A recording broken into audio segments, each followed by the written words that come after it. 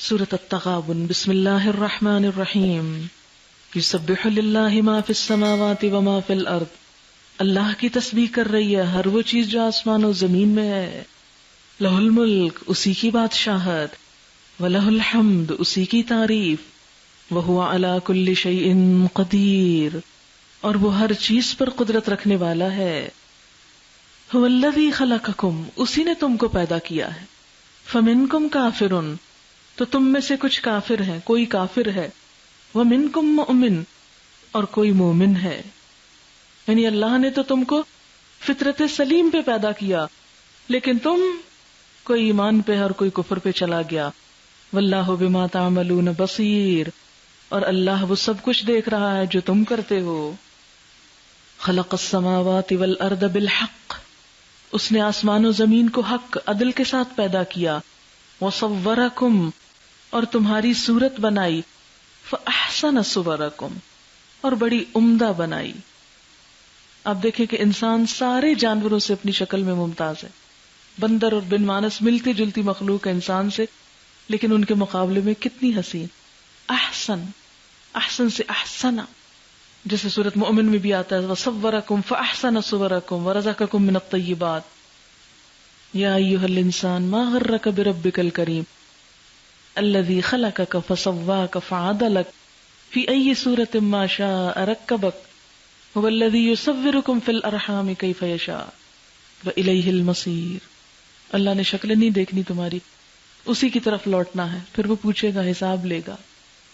یعلم ما فی السماوات والارض، وہ جانتا ہے جو آسمانوں میں ہے اور زمین میں۔ وَيَعْلَمُ مَا تُسِرُّونَ وَمَا تُعْلِنُونَ، اور وہ جانتا ہے جو تم چھپاتے ہو اور جو تم ظاہر کرتے ہو۔ وَاللَّهُ عَلِيمٌ بِذَاتِ الصُّدُورِ، اور اللہ سینوں کے بھید تک جاننے والا ہے۔ أَلَمْ يَأْتِكُمْ نَبَأُ الَّذِينَ كَفَرُوا مِنْ قَبْلُ، کیا تمہیں ان لوگوں کی خبر نہیں پہنچی جنہوں نے اس سے پہلے کفر کیا؟ فَذَاقُوا وَبَالَ أَمْرِهِمْ، پھر انہوں نے چکھی شامت اپنے کام کی، اپنے اعمال کا مزہ چکھا۔ وَلَهُمْ عَذَابٌ أَلِيمٌ، اور ان کے لیے دردناک عذاب ہے۔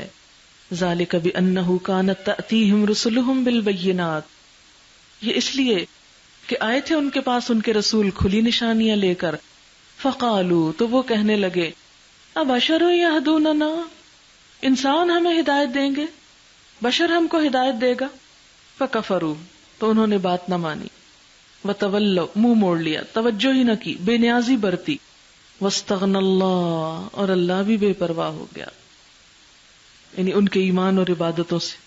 وَاللَّهُ غَنِيٌّ حَمِيدٌ، اور اللہ ہے ہی بے نیاز تعریف والا ہے۔ زَعَمَ الَّذِينَ كَفَرُوا أَن لَّن يُبْعَثُوا، منکرین بڑے دعوے سے کہتے ہیں کہ وہ مرنے کے بعد ہرگز دوبارہ نہ اٹھائے جائیں گے، لیکن یہ کیا ہے؟ محض گمان۔ زون جو ہوتا ہے نا، اس کا اطلاق جھوٹ پر بھی ہوتا ہے، یعنی محض گمان ہے جس کی کوئی دلیل نہیں۔ اور جو شخص دلیل کے بغیر کوئی بات سمجھتا، کوئی عقیدہ رکھتا ہے، تو پھر اس کا انجام یہی ہونا چاہیے۔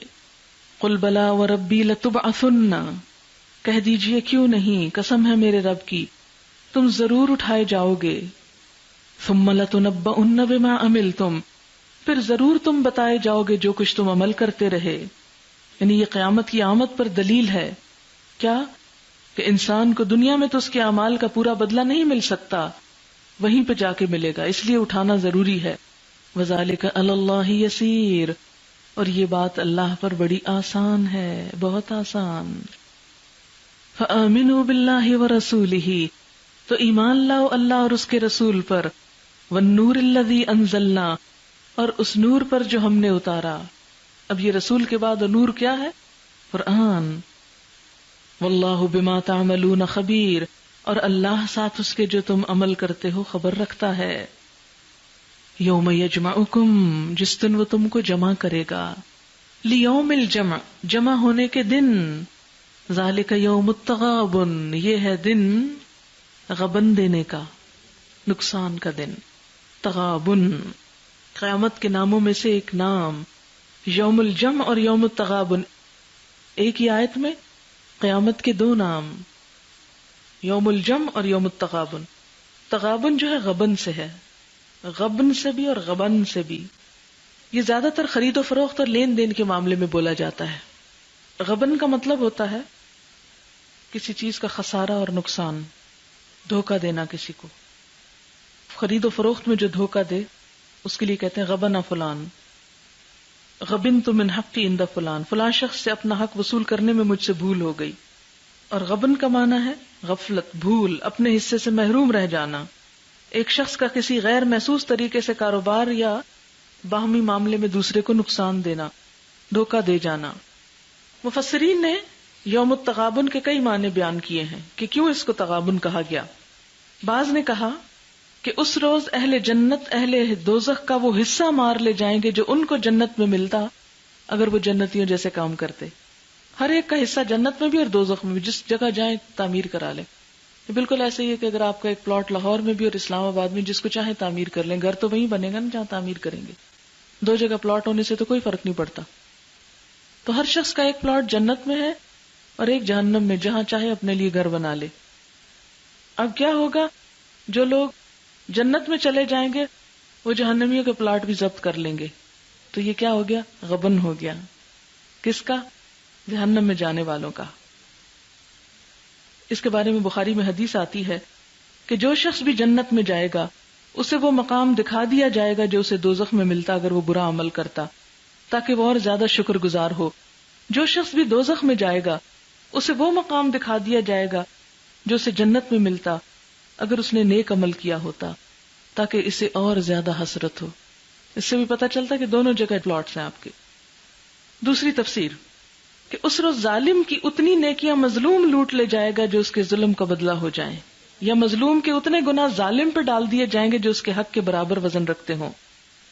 اس کے بارے میں بخاری میں آتا ہے، آپ صلی اللہ علیہ وسلم نے فرمایا، جس شخص کے ذمہ اپنے کسی بھائی پر کسی قسم کے ظلم کا بار، اسے چاہیے کہ یہیں سبق دوش ہو جائے، کیونکہ آخرت میں دینار و درہم نہ ہوں گے، وہاں اس کی نیکیوں میں سے کچھ لے کر مظلوم کو دلوائی جائیں گی، یا اس کے پاس نیکیاں کافی نہ ہو تو مظلوم کے گناہ اس پر ڈال دیے جائیں گے۔ گویا وہ نیکیاں جو کما کے لایا تھا، جس سے اس نے جنت لے لی تھی، وہ اس سے لے لی گئی، یعنی مظلوم کے پاس چلی گئی، تو اس کا غبن ہو گیا نا، نقصان ہو گیا۔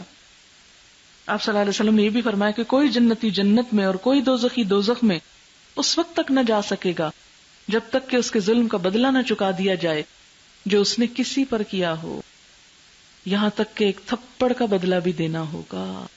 ہم نے عرض کیا یہ بدلہ کیسے دیا جائے گا جبکہ قیامت میں ہم ننگے بچے ہوں گے؟ فرمایا اپنے اعمال کی نیکیوں اور بدیوں سے بدلہ چکانا ہوگا۔ کیسے بیٹھ کے آرام سے غیبت کرتے رہتے ہیں لوگوں کی۔ اور وہ حدیث کتنی مشہور ہے، آپ نے فرمایا تم جانتے ہو مفلس کون ہے؟ تو لوگوں نے عرض کیا مفلس وہ ہوتا ہے جس کے پاس مال متاع کچھ نہ ہو۔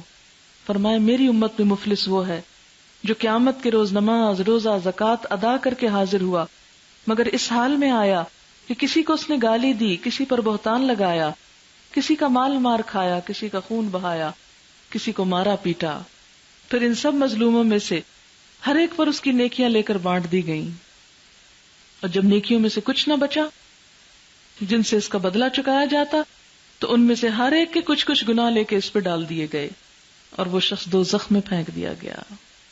ایک اور حدیث میں ہے، آپ صلی اللہ علیہ وسلم نے فرمایا کسی مجاہد کے پیچھے اگر کسی شخص نے اس کی بیوی اور اس کے گھر والوں کے معاملے میں خیانت کی تو قیامت کے روز اس مجاہد کے سامنے کھڑا کر دیا جائے گا اور اس کو کہا جائے گا اس کی نیکیوں میں سے جو کچھ تو چاہے لے لے۔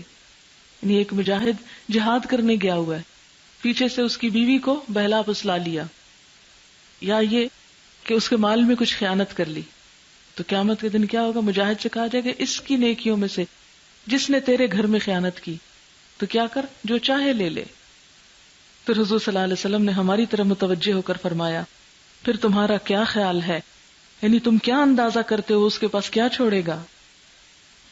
ایک اور تفسیر تغابن کی یوں کی گئی کہ تغابن کا لفظ چونکہ تجارت کے معاملے میں بولا جاتا ہے تو اللہ نے دنیا کس لیے دی تھی کہ ہم تجارت کریں نا، اور جو شخص دنیا میں نیکی کی تجارت کرے گا، نیکی کماتا چلا جائے گا تو قیامت تک اس کی نیکیاں بڑھتی چلی جائیں گی، اور اس طرح اس نے اپنے جان، مال، جسم، ہر چیز سے کیا کیا؟ ایک فائدہ اٹھایا۔ اور اگر اس نے غلط کام کیے تو گویا اپنی ساری صلاحیتوں کو، انویسٹمنٹ ہے نہیں ہماری، ہر چیز کا اچھا استعمال، اچھی انویسٹمنٹ ہے، تو اس نے اپنا اصل زر جو ہے وہ تباہ کر دیا.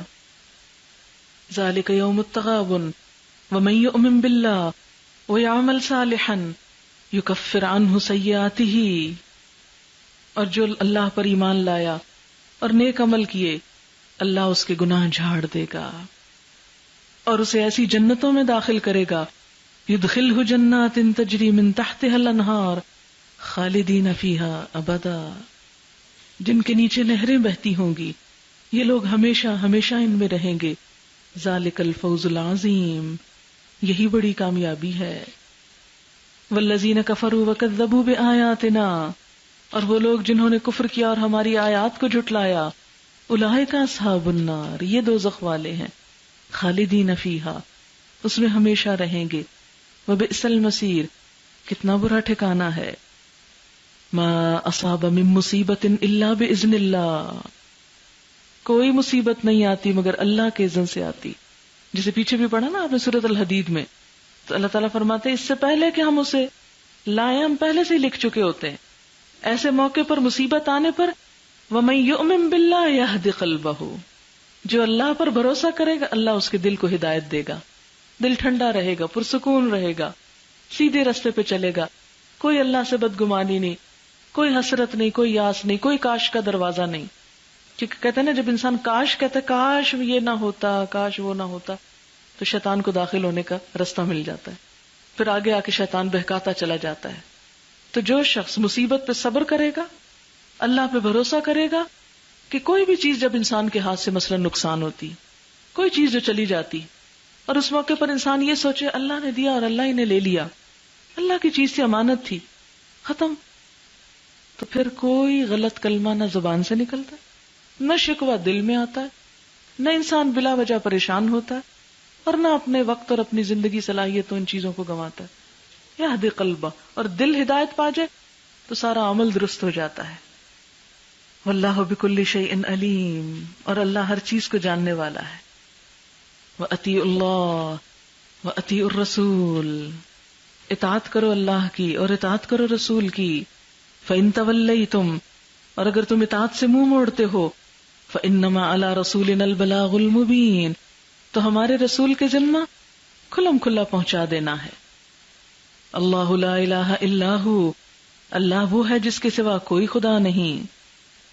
وعلی اللہ فلیتوکل المؤمنون، اور اللہ پر چاہیے کہ توکل کرے مومن، یعنی رسول اور اس کے ماننے والے اللہ پہ بھروسہ کر کے آگے بڑھیں، کیونکہ اللہ کا کام ہے، اللہ ہی کے حوالے کریں، اللہ ہی مدد کرے گا. یا ایھا الذین آمنوا ان من ازواجکم واولادکم عدوا لکم فاحذروہم، اے لوگو جو ایمان لائے ہو، تمہاری بیویوں اور تمہاری اولاد میں سے بعض تمہارے دشمن ہیں، دشمن، میٹھے دشمن. وَإِن تَعْفُوا وَتَصْفَحُوا وَتَغْفِرُوا، اگر معاف کر دو، عفو درگزر سے کام لو، معاف کر دو، بخش دو، تو اللہ بھی غفور الرحیم ہے. اولاد ہو یا ازواج ہوں، شوہر ہوں یا شوہر کے لیے بیوی، انسان ان کے معاملے میں انتہائی کمزور ہے، انتہائی کمزور. ساری دنیا کو اصول اور ضابطے اور قاعدے سکھاتا ہے، یہاں آ کے سب بھول جاتا ہے. کسی ایک ٹیچر کے بچے کو ہی دیکھ لیں کہ دوسروں کو وہ تہذیب سکھاتا، ڈسپلن سکھاتا ہے، اور وہی اپنے بچے کو ڈسپلن سکھانے میں ناکام ہے. کیوں؟ اس لیے کہ وہاں وہ جو بے جا کی محبت ہے نا، سافٹ کارنر، ہائے بیچارے سو رہے ہیں، ہائے بیچارے بھوکے، ہائے بیچارے تھکے ہوئے، وہ ان کو انسان نہیں بننے دیتے. یہی دشمنی ہے کہ وہاں آ کر انسان کمزور پڑ کے سب بھول جاتا ہے. جیسے دین کے لیے نکلنے کی بات ہے، بچہ رو رہا ہے، ٹانگوں سے چمٹ رہا ہے، دوسرے بھی کہ ہائے کتنی ظالم ماں ہے، روتے بچے کو چھوڑ دیا. یہ کیسا اسلام ہے، یہ کیسا دین ہے. نماز پڑھتے وقت اور کسی کچھ دیتے وقت کیوں نہ بچوں کو دیں، کسی اور کو کیوں دیں.